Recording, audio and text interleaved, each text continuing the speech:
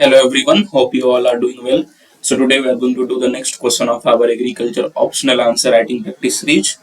जो हमारी agriculture optional answer writing practice series चल रही है उसका नेक्स्ट क्वेश्चन को आज हम लोग करने वाले हैं. And today's question is how has food production including horticultural crops changed in India during last one decade. Last एक डिकेड में in previous 10 years how the food production in India has changed. और उसमें हमें क्या include करना है? Production of horticultural crops also. And the second part of the question is asking about write down its impact on food and national security. Sorry, food and nutritional security. और इसका impact क्या रहा food पे या nutritional security पे. So this is the question and it was asked in 2023 agriculture optional paper of UPSC CSE. जो हमारा CSE का एग्रीकल्चर ऑप्शनल पेपर था 2023 का, उसमें ये क्वेश्चन आ चुकी है. So it becomes very important for us to see how we can approach this answer. और जैसे ये चेंजेस इन फूड प्रोडक्शन के बारे में वो काफी पूछते हैं. कभी कभी वो पूछ देंगे कि इंडिपेंडेंस से अभी तक कैसे चेंज हुआ, जैसे इसमें उन्होंने लास्ट डिकेड पूछा हुआ है. कभी कभी वो स्पेसिफिक पूछेंगे कि हॉर्टिकल्चर क्रॉप्स को लेके बताओ, फ्रूट्स को लेके बताओ, वेजिटेबल्स को लेके बताओ. प्रीवियसली यूपीएससी ऐसा नहीं करती थी, प्रीवियसली वो थोड़ा ब्रॉडर पूछती थी. पर अब जो रिसेंट टाइम्स में है, अब एग्रीकल्चर ऑप्शन के पेपर में जो मैंने ऑब्जर्व किया वो स्पेसिफिक हो गई है कि आप फ्रूट्स को लेके सिर्फ बताओ, आप वेजिटेबल्स को लेके स्पेसिफिक बताओ, आप सर्टेन क्रॉप्स को लेके स्पेसिफिक बताओ. तो थोड़ी सी हमें उस टाइप से भी अपने प्रिपरेशन को मोल्ड करना है कि थोड़ी स्पेसिफिक नॉलेज हमें रहे रिगार्डिंग सर्टेन क्रॉप्स और सर्टेन टाइप्स ऑफ जो भी फ्रूट्स हैं, वेजिटेबल्स हैं, वो सबको लेकर के. ठीक है. So let's see how we approach this answer, कैसे हम इस आंसर को अप्रोच करते हैं. ठीक है. तो वी ऑल नो कि प्रीवियस लास्ट डिकेड में काफी चेंजेस हुई है. ठीक है. फूड प्रोडक्शन की अगर बात करें तो काफी चेंजेस हो चुकी है प्रीवियस लास्ट डिकेड में. काफी गवर्नमेंट पॉलिसीज उसमें रही है, एक्सपोर्ट इंपोर्ट भी हमारा काफी बढ़ा है regarding to food prices. तो ये सब has led to changes in production trends.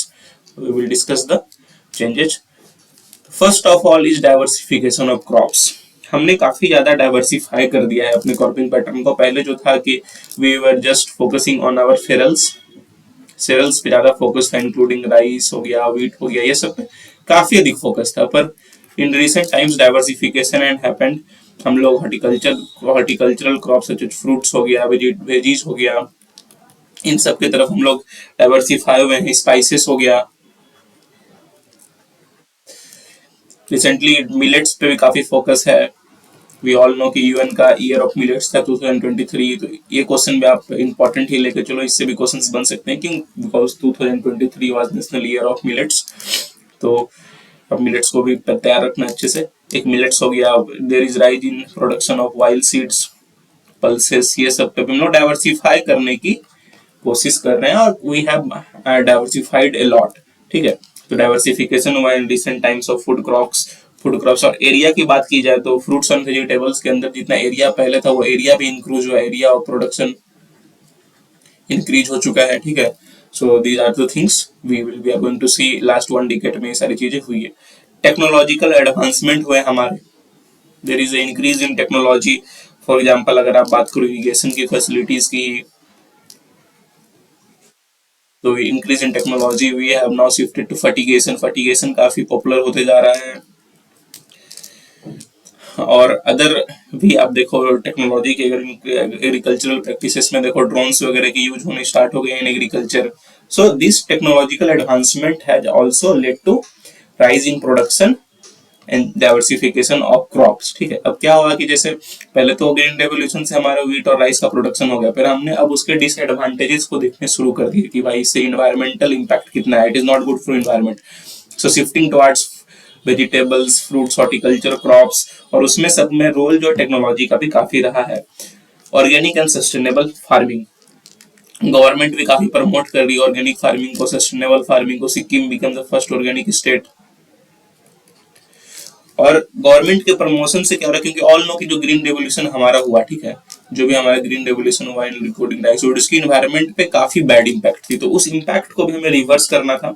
इसीलिए अब आप देखोगे ऑर्गेनिक प्रोडक्ट्स काफी मार्केट में डिमांड में भी, organic products, people going to ask कि मुझे ऑर्गेनिक फ्रूट्स चाहिए, ऑर्गेनिक वेजिटेबल्स चाहिए, तो ये डिमांड भी बढ़ी है उनकी, और उसमें गवर्नमेंट में भी काफी फोकस था, पॉलिसीज गवर्नमेंट की काफी आई towards organic and sustainable production, चाहे वो एनपीओपी की बात कर लो आप, national policy for organic production जो थी।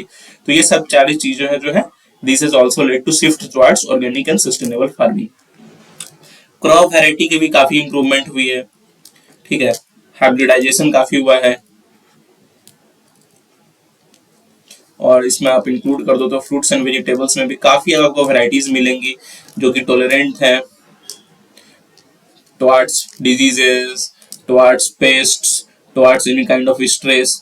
तो इन सब चीजों की वजह से भी farmer have led to shifted. पहले थे कि फ्रूट्स एंड वेजिटेबल्स पर नॉट इजी मार्केट, ठीक है, नॉट इजी टू प्रोड्यूस, काफी उसमें लॉसेस हुए करते थे, काफी आपकी डिजीजेस पेस्ट्स की प्रॉब्लम भी हुआ करती थी, but with increase in improvement in crop variety, अब नए नए वैरायटीज आ रहे हैं, कोई भी क्रॉप्स उठा के देख लो, चाहे वो फ्रूट्स और वेजिटेबल्स, हॉर्टिकल्चर क्रॉप्स की क्यों ना हो, there are huge number of varieties, huge number of varieties and they are targeting specific problems. तो अगर मान के चलो आप जिस एरिया में वहां पे पेस्ट की प्रॉब्लम है, तो you will choose an variety which is tolerant towards pest. So improvement in crop variety is also led to an huge rise in production of diversified crops including horticultural crops। और अब recent times में देखो demand भी काफी बढ़ा है, ठीक है, you can add as a point also इसको कि डिमांड भी काफी बढ़ा है। अब क्या हुआ है कि स्टैंडर्ड ऑफ लिविंग जो है पीपल की वो काफी बढ़ चुकी है। जो हमारे जेनजीज हैं, ठीक है, जो जो भी 25 जो आफ्टर 1990s के बाद जिनका बर्थ हुआ, 1995 के बाद जिनका जन्म हुआ है, कुछ जेनजीज कहते हैं हम लोग, वो जो है वो काफी फोकस करते हैं फ्रूट्स पे, वेजिटेबल्स पे, प्रोटीन्स पे, फाइबर्स पे, इंस्टेड ऑफ की गोइंग की सेरेल्स पे ज्यादा फोकस करने का होगा, तो फ्रूट्स और वेजिटेबल्स पे काफी फोकस कर रहा है। This has led to rise in demand. अब जो डिमांड बढ़ा तो फार्मर्स भी ऑल्सो फार्मर्स ने भी देखा कि किस तरह से फ्रूट्स वेजिटेबल्स का प्राइसेस बढ़ा, तो इससे भी शिफ्ट हुआ इनके तरफ। Farmers also shifted towards fruits and vegetables because of rise of demand in the current time. Standard of living लोगों की बढ़ी और डिमांड काफी बढ़ी, स्पेशली द जेनजीज जिसको हम लोग बोलते हैं, जो भी young generation that highly focuses on protein, highly focus on fibres. So these things and also led to changes in food production. So I hope you understand this. Now let's move to the second part of the question, that is impact of food, impact on food and nutritional security। अगर nutritional security पे क्या impact हुआ, dietary diversity हुआ। पहले rice और wheat ही produce हो रहा था तो हमें मैक्सिमम वही खाना होता था, लेकिन अब जो हमने अपनी डाइट को काफी डाइवर्सिफाई कर लिया, हम लोग फ्रूट्स हो गए, वेजीज हो गए, पल्सेस हो गए, वाइल्ड सीड्स हो गए, ये सब पे काफी फोकस करें, हम लोग डाइवर्सिफाई हो चुके हैं काफी, स्पेशली फ्रूट्स वेजिटेबल्स, जिसमें फाइबर हो गया, ठीक है, एंटीऑक्सीडेंट्स, अब सब ये चीजें फोकस कर रहे हैं, ठीक है, कि मुझे वैसे ही डाइट्स चाहिए। आप देखो तो रिसेंट टाइम में काफी चेंज हुआ हमारा dietary habits, and that has also, this is because of the changes in food production trends also, ठीक है। तो डाइटरी हैबिट्स चेंज हुए, इंप्रूव न्यूट्रिशन हुआ। पहले अगर हम लोग सिर्फ राइट स्वीट खा रहे हो तो हमें क्या था कि काफी माइक्रो न्यूट्रिएंट्स की डिफिशियंसी हो जाती थी, जिसको हम लोग हिडन हंगर बोलते थे, but this is changing now.